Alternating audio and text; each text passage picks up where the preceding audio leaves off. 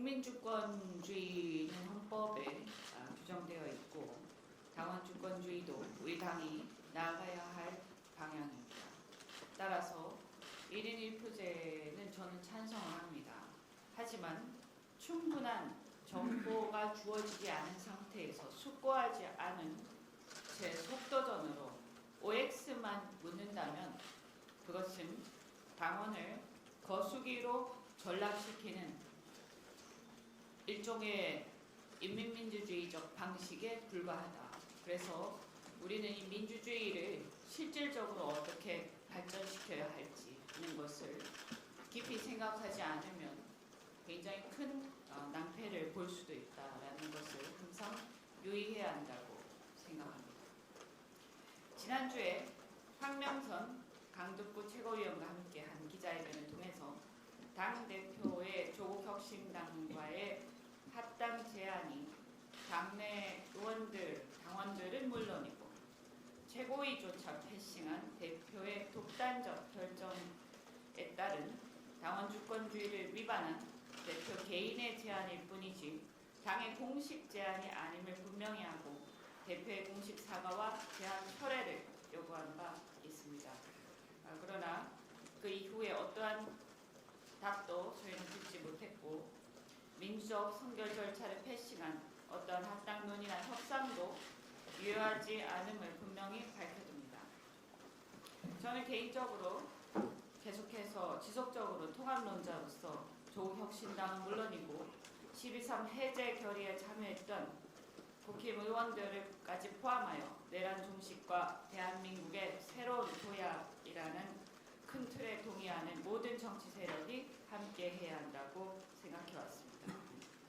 그러나 내란 종식이라는 큰 틀에서의 연대와 협력의 의미로서의 통합과 양당의 합당은 차원이 다르며 시기와 방법 등에 따른 전략적 실익 그리고 정부와 대통령에 대한 영향도 큰 차이가 있다라고 말씀드립니다.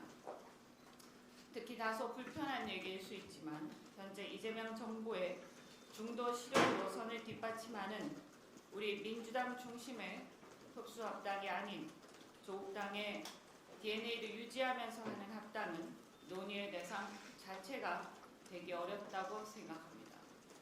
이는 조국당에 대한 호불호 차원이 아니라 집권 여당으로서의 책임의 문제입니다. 즉 국민들에게 우리는 우리의 노선을 표방한 노선을 책임을 져야 합니다. 국민들이 이재명 정부의 중도 실용 노선을 신뢰하고 압도적 지지를 보내고 있는데 자꾸 당이 독자 노선을 추구하거나 당내 노선 갈등이 심각하게 벌어지게 된다면 당과 대통령의 지지율이 계속해서 디커플링 되다가 결국에는 대통령의 국정 지지까지 흔들리게 될 수밖에 없습니다. 열린우리당 시즌2가 되는 것은 바람직하지 않다고 생각합니다.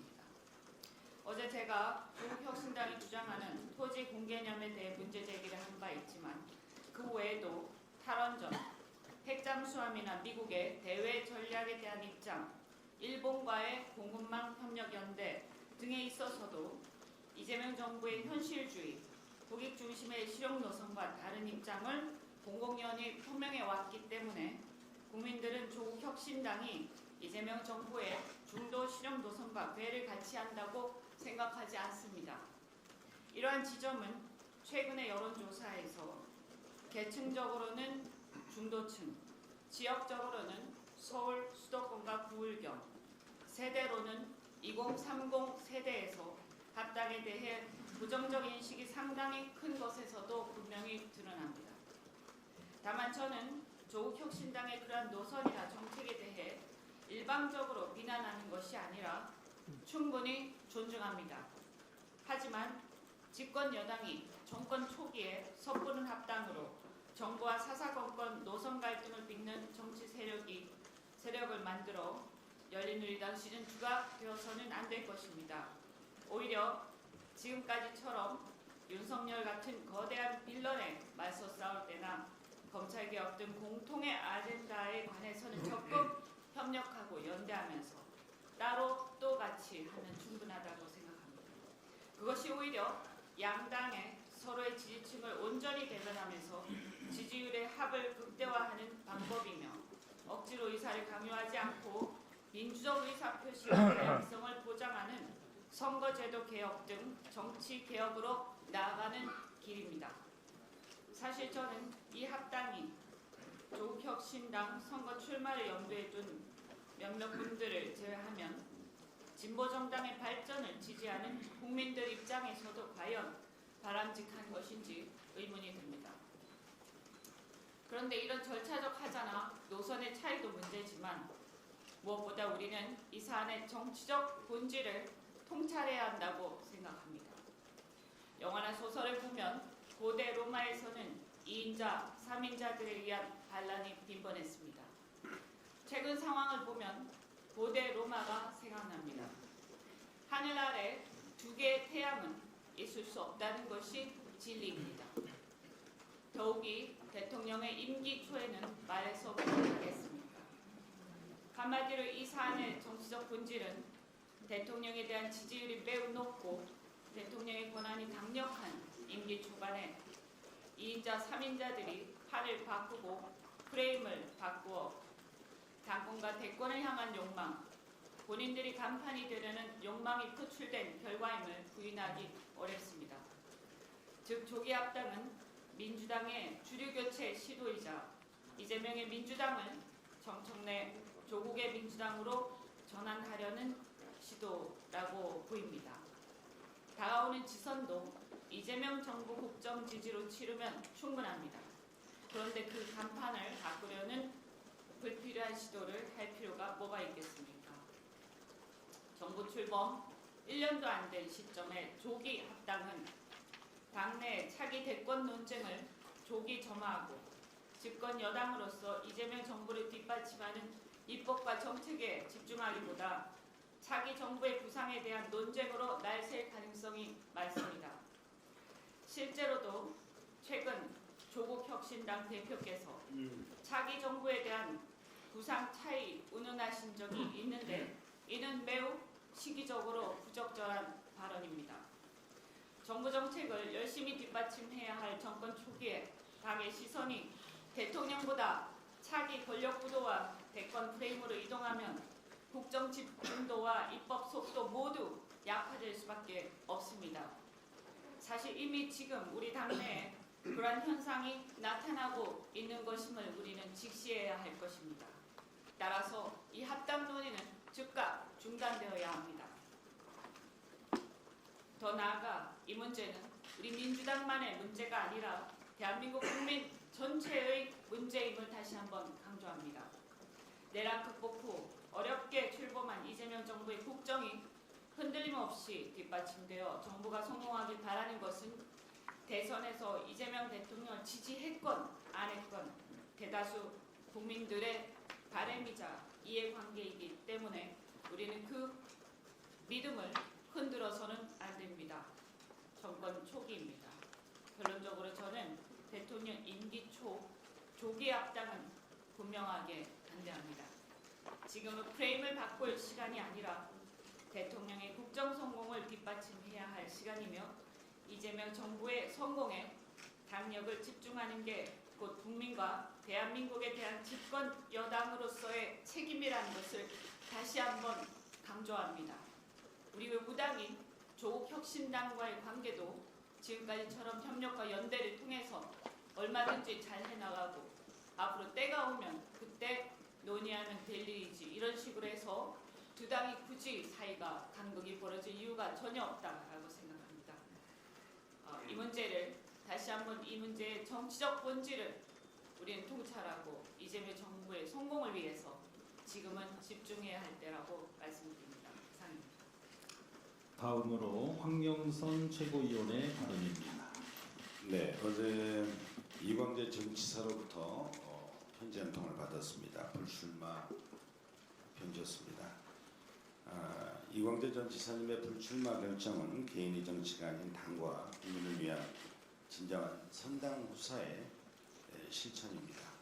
쉽지 않은 선택이었을 겁니다. 대의를 위해 용기와 책임감에 자신을 내려놓는 그런 마음의 깊은 감사와 존경을 표합니다. 또한 우상호 후보 승리를 위해서 힘을 모으겠다는 결단은 우리 민주당 정치가 지향해야 할 가장 모험적인 모습입니다. 진심으로 감사드립니다.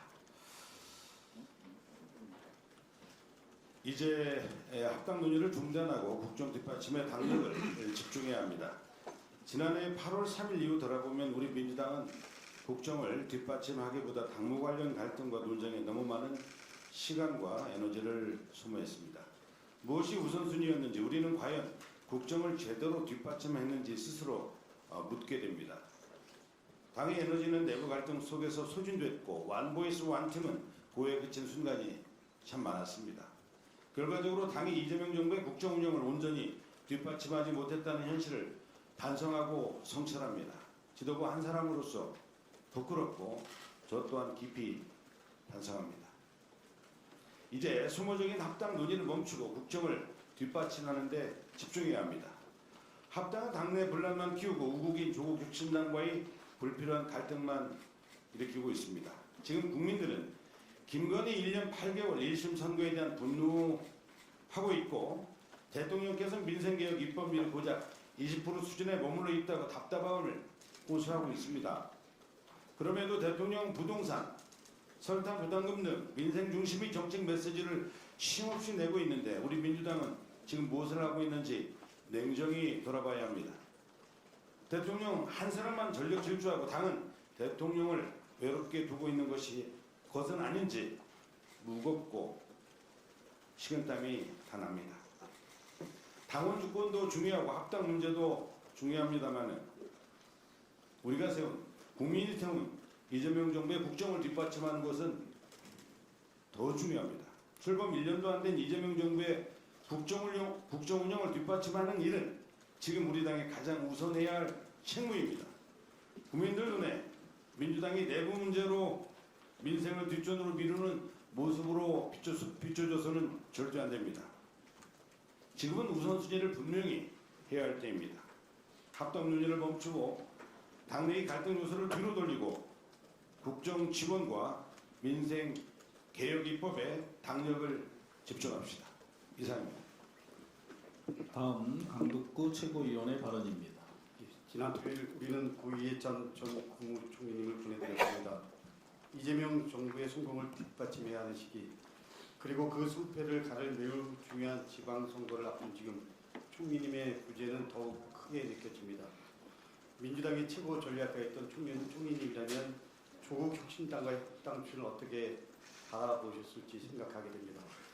당대표께서 조금 전에 개인적인 제안이라고 말씀하셨습니다. 개인적인 제안으로 시작된 합당 논의에 있어서 무엇보다 중요한 것은 원칙입니다. 첫째, 민주성, 투명성, 공개성이 지켜져야 합니다. 둘째, 당원과 국민의 지지를 받아야 합니다. 셋째, 두 정당의 가치와 방향이 일치해야 합니다. 그러나 출발부터 이런 원칙이 무너진다면 이야기는 달라집니다. 결단코 대표 개인이나 소수의 밀실론이 밀실 합의로 시작해서는 안 됩니다.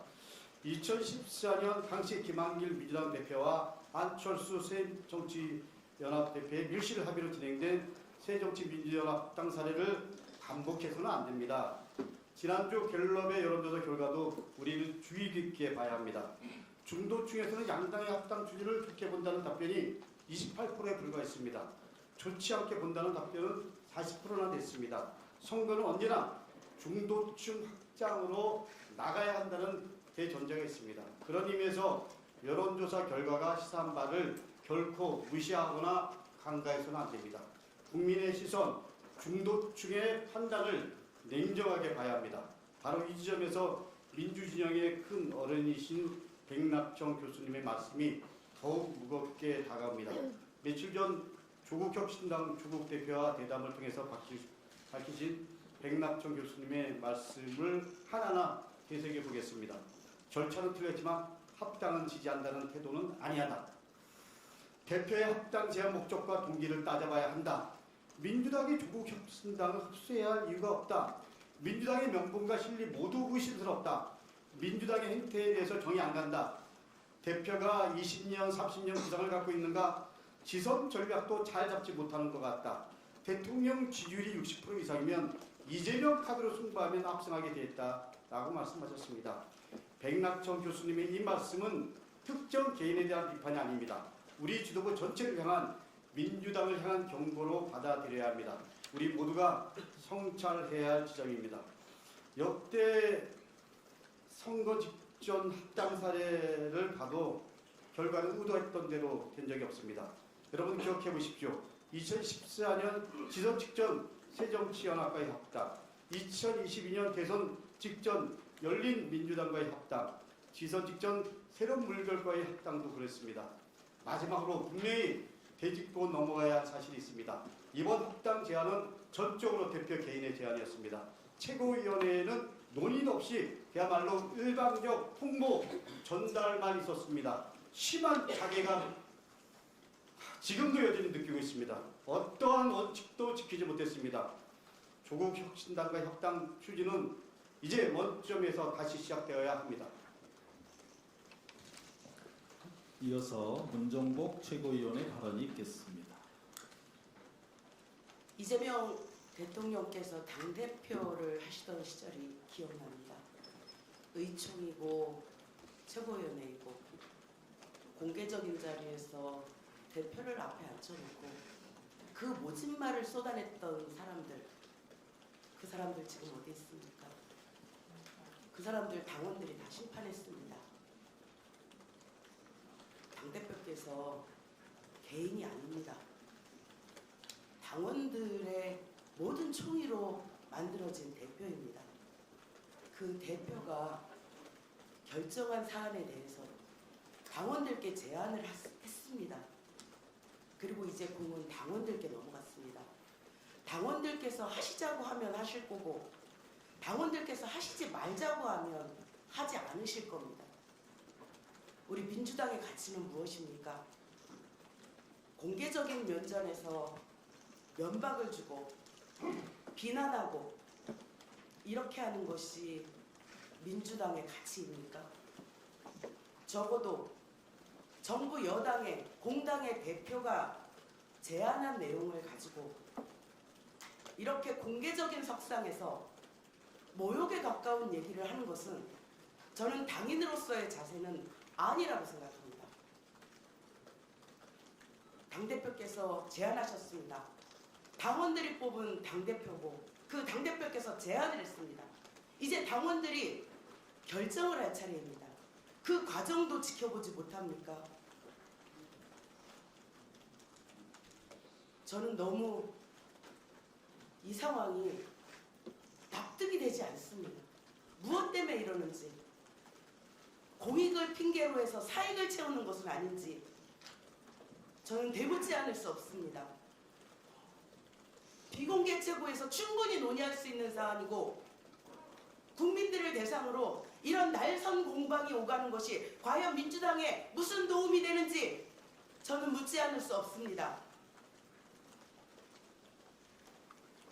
이재명 당대표 면전에서 이재명 대표에게 독설을 쏟아냈던 그 많은 사람들, 그 사람들이 지금 어디에 있는지 기억하십시오. 당대표는 개인이 아닙니다. 우리 당의 대표입니다. 명심하시기 바랍니다.